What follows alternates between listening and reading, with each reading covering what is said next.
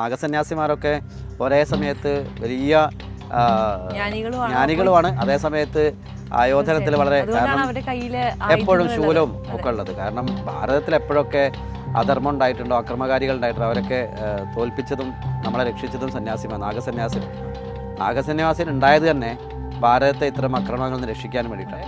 ഈ കളരിയിലെ ചുവടുകളെ കൊണ്ട് ദേവതയുടെ പത്മം ഉണ്ടാക്കി അതിലേക്ക് ദേവതയെ ആവാഹിക്കുന്ന ഗൂഢമായ അതിശ്രേഷ്ഠമായ ഒരു പദ്ധതിയാണ്. അക്ഷരങ്ങളെ കളരിക്കളത്തിൽ ചുവടുകളായി എടുത്ത് കളരി ചുവട് വെച്ചുകൊണ്ട് വരച്ച് കളരി ദേവതയെ കളത്തിലെത്തിക്കുന്ന അപൂർവമായ പൂജാവിധാനം. കാരണം ഹനുമാനെ സംബന്ധിച്ച് ശനി ബാധിക്കാത്ത, ശനിയെ തോൽപ്പിച്ച ആളാണ് ഹനുമാൻ. സൂര്യനെ ഗുരുവായി സ്വീകരിച്ച ഹനുമാനെ ഉപാസിക്കുന്ന വിനോദ് ഗുരുക്കളാണ് ഈ അപൂർവമായ പൂജയ്ക്ക് നേതൃത്വം നൽകുന്നത്. അപ്പോൾ ആ കാലഘട്ടത്തിൽ ശനി ബാധിക്കുന്ന എല്ലാ ദോഷങ്ങളിൽ നിന്നും നമുക്ക് മാറ്റം ഉണ്ടാകുന്നത് ഹനുമാൻ ഉപാസനയോട് കൂടിയാണ്. നമസ്തേ. തിരുനാവായ മഹാമാഘ മഹോത്സവത്തിൻ്റെ ഭാഗമായി ഇന്ന് നടക്കാൻ പോകുന്ന പൂജകളെയും യാഗങ്ങളെയും പരിപാടികളെയും കുറിച്ചാണ് സംസാരിക്കാൻ പോകുന്നത്. എനിക്കൊപ്പം ഉള്ളത് ഡോക്ടർ ശ്രീനാഥ് കാര്യാട്ടാണ്. ശ്രീനാഥ്ജി നമസ്തേ. നമസ്കാരം. എന്തൊക്കെ പൂജകളാണ് ഇന്ന് മഹാമാഘമേളയുടെ ഭാഗമായിട്ട് തിരുനാവായിൽ നടക്കാൻ പോകുന്നത്? ഇന്ന് ജനുവരി മാസം 28 ബുധനാഴ്ച, തിഥി ദശമിയാണ്, കാർത്തിക നക്ഷത്രമാണ്. എല്ലാ ദിവസവും വളരെ പ്രാധാന്യമുള്ള ദിവസങ്ങളാണ്, സ്നാനത്തിന് പ്രാധാന്യമുള്ള ദിവസങ്ങളാണ്. ഇന്ന് നടക്കുന്നതിൽ ഏറ്റവും പ്രധാനമായിട്ട് നവഗ്രഹ പൂജയാണ്. രാവിലെ 6 മണി മുതൽ 10 മണി വരെയാണ് നവഗ്രഹ പൂജ നടക്കുന്നത്. വിശേഷ സൂര്യ ഉപാസനയോട് കൂടിയിട്ടുള്ള നവഗ്രഹ പൂജയാണ്.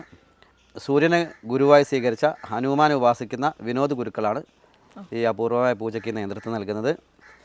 നവഗ്രഹ ദോഷങ്ങൾ മാറാനും ശനിദോഷം തീരാനും കലിപ്പഴ മാറാനും വ്യാഴം തെളിയാനും കർമ്മത്തിൽ ശുദ്ധി ഉണ്ടാവാനും സർവ്വ ഐശ്വര്യത്തിനും വേണ്ടി വിശേഷമാണ് ഈ പൂജകൾ.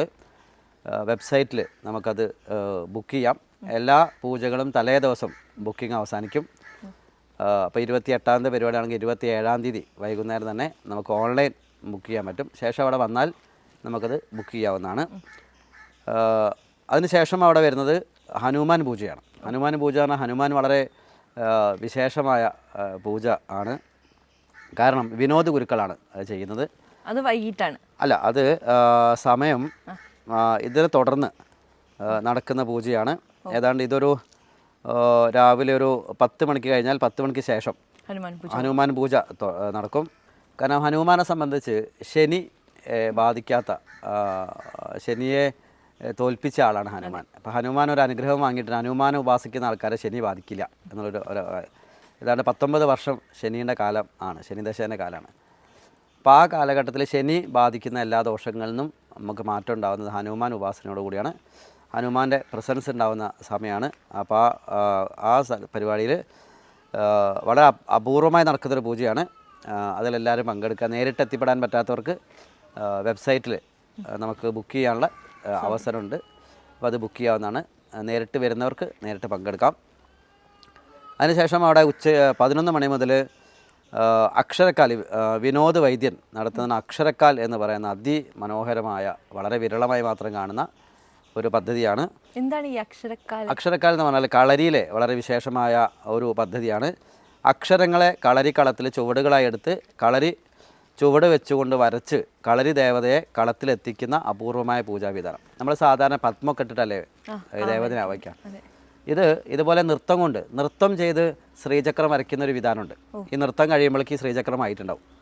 അതേപോലെ ഈ കളരിയിലെ ചുവടുകളെ കൊണ്ട് ദേവതയുടെ പത്മം ഉണ്ടാക്കി അതിലേക്ക് ദേവതയെ ആവാഹിക്കുന്ന ഗൂഢമായ അതിശ്രേഷ്ഠമായ ഒരു പദ്ധതിയാണ് അക്ഷരക്കാൽ എന്ന് പറയുന്നത്. ഈ സമ്പ്രദായം ആദ്യമായിട്ടാണ് കേരളത്തിൽ പൊതു ഇടത്ത് അവതരിപ്പിക്കുന്നത്. രഹസ്യമായി നടക്കുന്ന ഒരു പദ്ധതിയാണ്. ഇതിൽ വളരെ പ്രശസ്തി ഉണ്ടാവും. പാരമ്പര്യ കലകളിൽ നമ്മൾ ഏത് പ്രവൃത്തി ചെയ്യുകയാണെങ്കിലും നമുക്ക് പ്രശസ്തിയും അതിൽ വൈദഗ്ധ്യവും ഉണ്ടാവുന്നതാണ് അക്ഷരക്കാലിൻ്റെ പ്രത്യേകത. വിനോദ് വൈദ്യനാണ് ഇത് അവതരിപ്പിക്കുന്നത്. നൃത്തവും കളരിയും ഇഷ്ടപ്പെടുന്നവർക്ക് ഈ ദേവതാനുഗ്രഹത്തിനായി അത് പങ്കെടുക്കാം. നേരിട്ടെത്താൻ പറ്റിയിട്ടില്ലെങ്കിൽ നമുക്കതിൻ്റെ ഓൺലൈനായിട്ട് നമുക്ക് ചെയ്യാവുന്നതാണ്. അന്നേ ദിവസം വൈകുന്നേരം 4 മണിക്ക് കളരി പ്രയോഗമാണ്. ആചാര്യൻ ആശാൻ വിപിൻ ഗുരുക്കളാണ് ചെയ്യുന്നത് കളരി.